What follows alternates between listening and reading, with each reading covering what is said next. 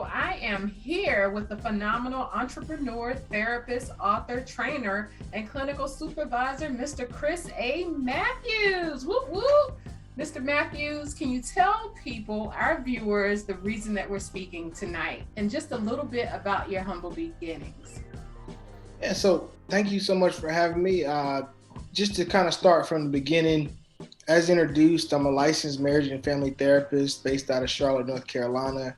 And I got into the field when I was in college. I was dating my wife.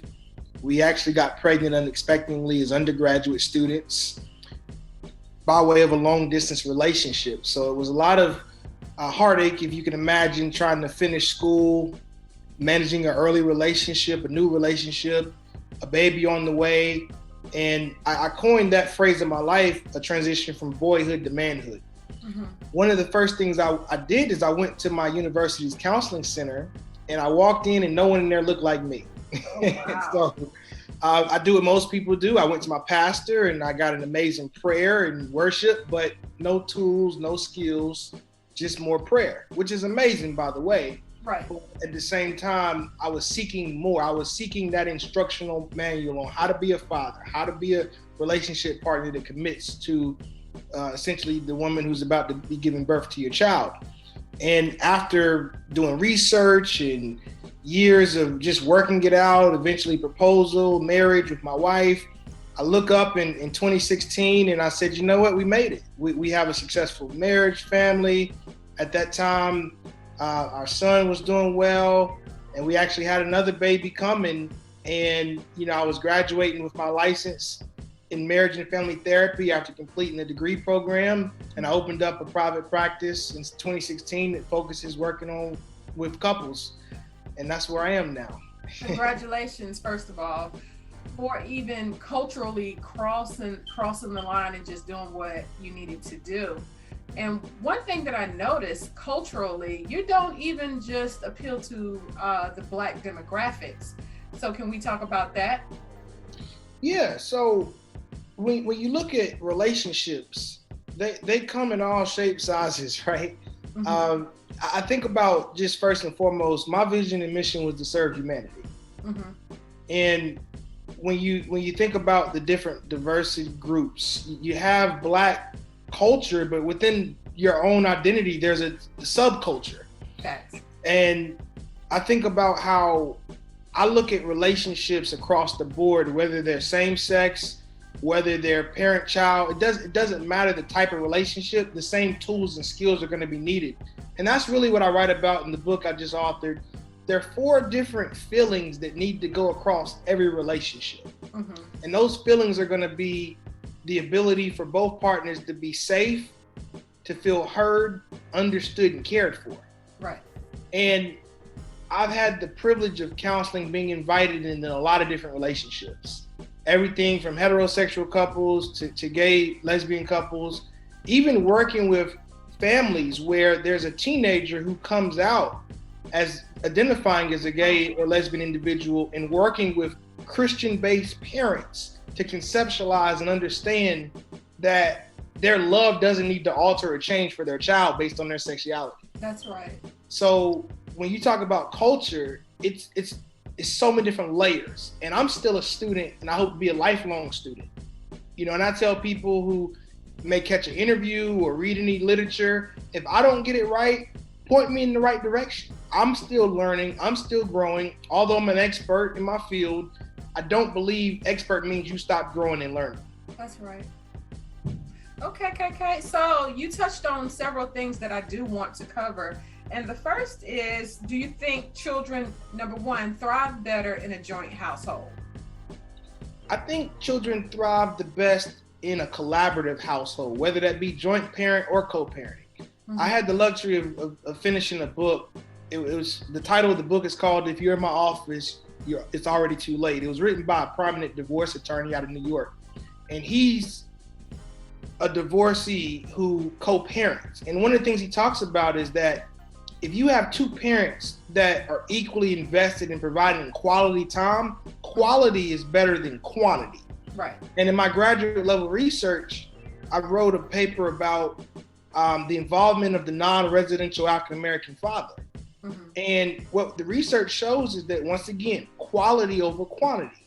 So it doesn't matter if you're in the home or not in the home as a traditional couple, if you collaborate with that other parent and you guys have a plan in place to not allow responsibilities and disciplines and infrastructures to fall through the cracks, you can have a strong family foundation in an untraditional fashion. Okay, I love how you answered that. So, and you said something else about it being it may be too late to that effect of getting counseling. So at what point should folks in a relationship or in a marriage seek counseling? Oh, I love that question because I've worked with couples across that spectrum. My favorite portion or couple to work with are those who are in the dating premarital phase, who want to obtain the skills before there's a trauma that induces a breakup. And when I talk of traumas in relationships, the thing that comes to mind is cheating, or breaching boundaries.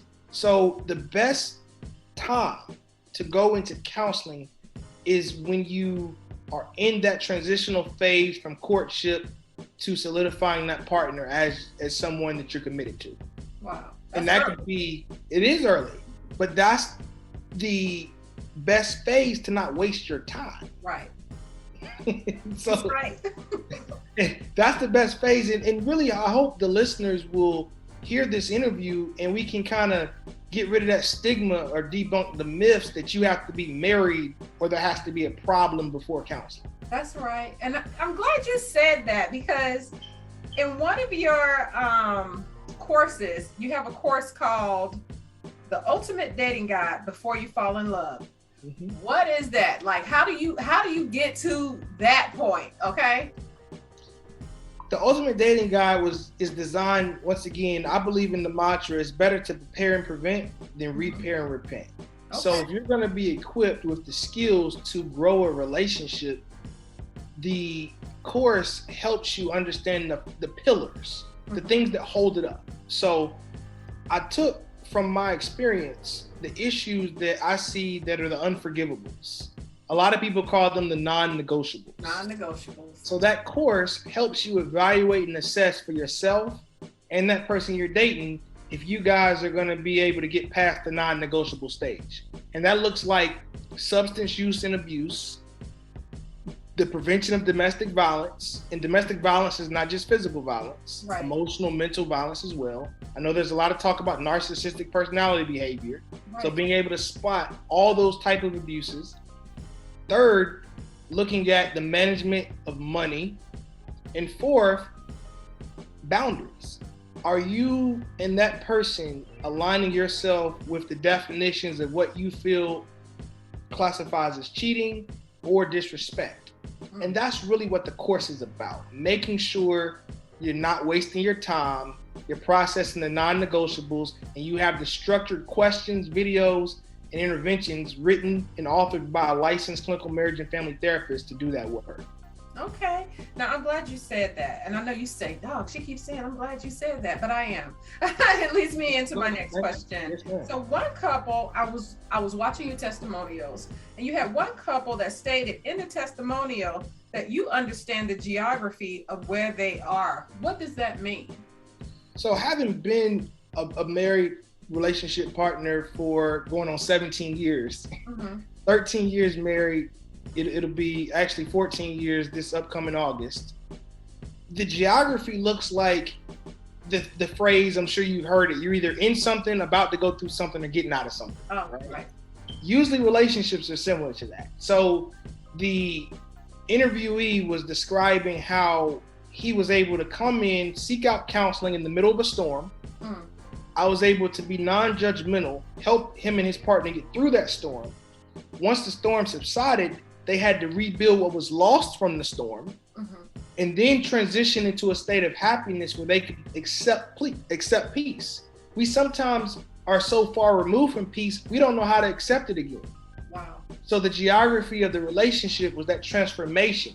It's one thing to be broken and then to be healed, but to acknowledge that you deserve the peace.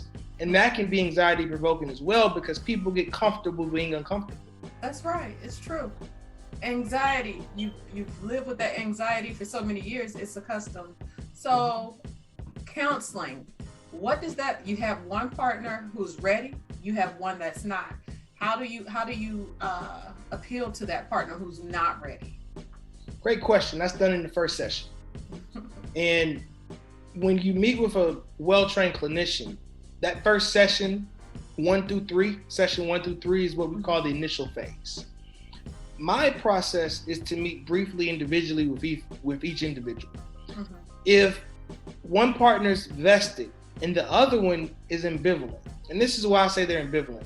If they truly weren't invested, they typically don't make the chance or the opportunity to come to the session to start with. Right. So if we get 2 people in the room, for the most part, that's ambivalence, because if you really didn't want to be there, you wouldn't physically be there. And one of my greatest success stories as a clinician started with a couple who the male partner was completely checked out. The female partner stated that she wanted to fight for her marriage after she was the one that was cheated on. Oh, wow. And they were a young couple. The therapy session allowed for that male to not feel judged.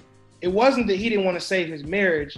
He was just so immersed in his shame and guilt for cheating on his wife, he didn't believe it was possible. Wow. So to evoke hope for that partner that believes that the marriage is over, a good therapist can do that. And all you need is a seed of hope to grow. And that's what I was able to do, plant that seed of hope. And that hope transpired. And you know, now I look back on that couple, I write about them in my book, because at the time they were also homeless. Mm. So they saw a value monetarily sleeping in their car. And then through the process of therapy, they end up getting an apartment. They end up getting better jobs. He's now in the military full time, and she's supporting him as a military spouse while also going to school. And they've also had a second child. Wow, that's an amazing testimony, because I did see your build, like the way that you build, and it's got to be something that you're really dedicated. Like you said, it's something that you must commit to, or not even go through it at all. So the fact that they were willing to do that, living homeless, speaks highly of the level of care that you've given them. Definitely. Now, as a disclaimer, I was initially new to the field at the time. I was an associate level licensing, so my pricing clearly wasn't what it was now today. Wow, even better, okay? But I mean, that's testimony, you know? Yeah. That's one of the testimonies that's not on your site. So now, this may seem like an unfair question, but it is a relative question. Have you ever had unsuccessful situations to transpire, or at least one? Yeah, so I have a video on this question as well, and hear me out. The answer is no. And people will ask, what's your success rate? I say 100%. And they said, how are you 100%? Because the objective of therapy is to induce or provoke or create an outcome. Right. I don't have to choose what that outcome is.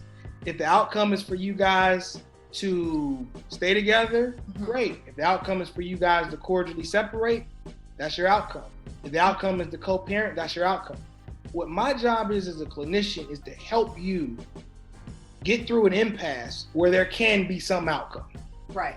I don't have to dictate or determine what that outcome is, but I need the skills to be able to help you and your partner create that outcome. So if I had couples complete or conclude therapy or leave therapy without their desired outcome, absolutely. Right. But did they have an outcome based on skills, a safe space, an environment, and a well-trained clinician to help walk them through the steps?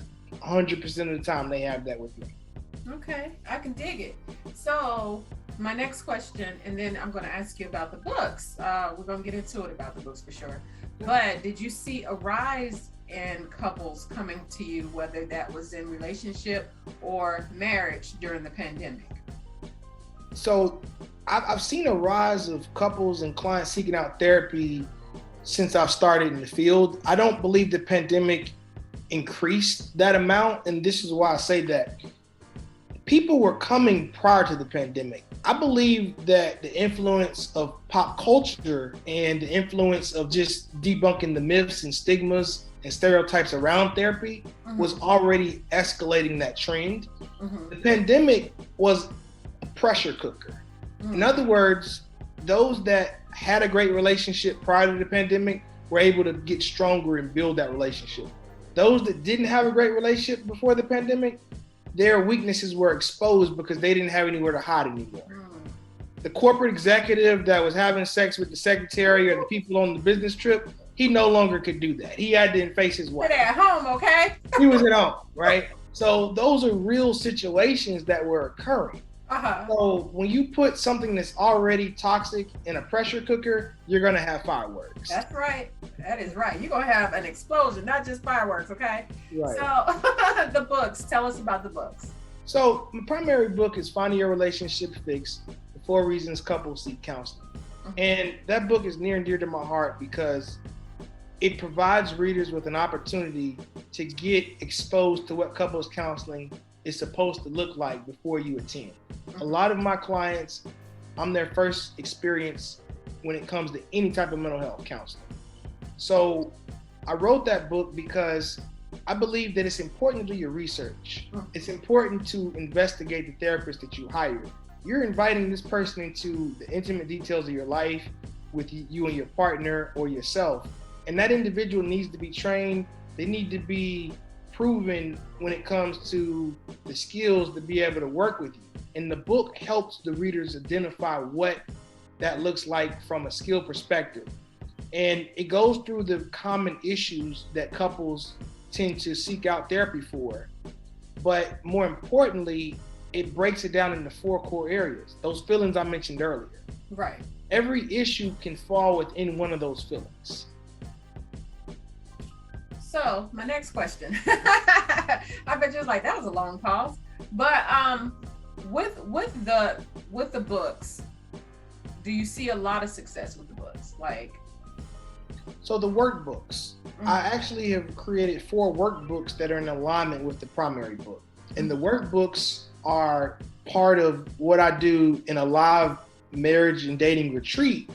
But some people just want access to the books, which are also integrated into the online courses. Okay. So my goal is to create access to mental health services, to create access for people to get reputable knowledge and materials in their hands. So if that's you seeking out a counselor, but your therapist doesn't give you homework, I have tools and resources.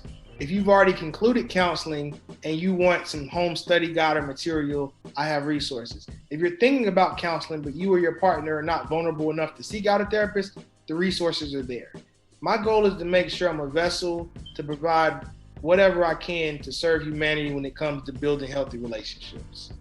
You know, it's interesting. You have something for everybody. And I did take stock in that, take note of that. So with that, going into sessions with an open mind, that are gauging for the best possible outcome, like you said, how do you compartmentalize and not get so close to the situation or case? I believe that's one of the superpowers that I have when it comes to being a clinician. And that's just how I'm built. I get that from my father. I can be in the moment. I'm so present in that moment. It's actually a relief. I get to cut my own life off for 50 to 90 minutes, depending on the session time, and be completely engaged with that couple or individual I'm counseling. Right. And once that session's over, I get to jump back into being Chris again. So for me, I don't have that issue of bringing anything home because I give it all in the session. So that's just a natural skill set or an emotional muscle I've been able to train over the years, even before I knew I was going to be a therapist. Also, as a supervisor who trains other clinicians that are seeking to be in the field, I'm able to process, and I have a strong, close-knit group of other clinicians that I consult with. So when you have a strong network of other clinicians and you're in tune with people who are going to hold you accountable, that might identify if I'm not self-caring or if I am missing that cutoff, meaning I'm taking it home, they're going to call me out. So it's really about balance. Right. That's how I'm able to do this work and not allow it to impede my ability to do my primary jobs, which are husband and father. Mm-hmm. I think it's important to have that accountability, so you're not married to the job. Like, you're married to the mission, but not so much the job, where you're bleeding out onto social media because you're so frustrated with a certain situation or whatever. And I do have Facebook friends that are clinicians, and I'm like, man, I would never come to see you because it bleeds out in other areas. But, you know, I think respectably, that's a good thing to have. You have accountability. So do you think that sets what you're doing and your LLC apart from others that's doing the same thing? So I recently got the opportunity to join a group that's founded in my community. It's Black Male Therapists of CLT. CLT is short for Charlotte. And I believe there are a lot of amazing therapists in my city, in this country, in the world for that matter. Right. It's just like any other profession. You tend to not hear about all the good ones. You tend to just hear and see all the bad ones. Right. So the majority of clinicians that I get to encounter, they're doing great work. Mm-hmm. And a lot of the mental health agencies that I've been able to affiliate with, I see that they genuinely care about serving the community and serving people. So I hope to be a voice for all of the clinicians that are doing it the right way. And it's a lot of them. The majority of them are. I think you are. You're representing them to the fullest. And that again, that character and integrity. So you have 2 books out. Where can viewers download the books, buy the books? Maybe they don't want to come in. Maybe they are ashamed, like you said, you know, or just fighting like, okay, I don't really need a therapist, but I'm gonna get that book anyway. How can they get a copy of that book? So my personal website, chrisamatthews.com, is the hub for my products and materials. Or even if a viewer wants to hire me for coaching or counseling, Chris A. Matthews is spelled the same way my name is written, CHRIS, the letter A, Matthews, MATTHEWS.com. ChrisAMatthews.com is going to be the hub. I'm also available on Instagram. Once again, Chris A_Matthews on Instagram. And our YouTube channel, or my YouTube channel, is Chris Matthews, Chris A. Matthews as well. So those are going to be the ways people can contact me if they want to learn more. And the YouTube is such a great resource because you got free content. Mm-hmm. And I believe in making sure that I'm educating and informing viewers and potential clients, because even if you don't hire me, I want you to get the best fit when it comes to a clinician. Because a lot of times when people have a negative experience, unfortunately, they don't usually go back again. That's right. Right. And it goes back to what I was saying about the whole social media thing. So I like that you give options. Your website is extraordinarily detailed. And for that matter, I know that you're doing this here locally. Do you have anything else going on that you're doing something for groups or singles, or what else do you have going on in the future?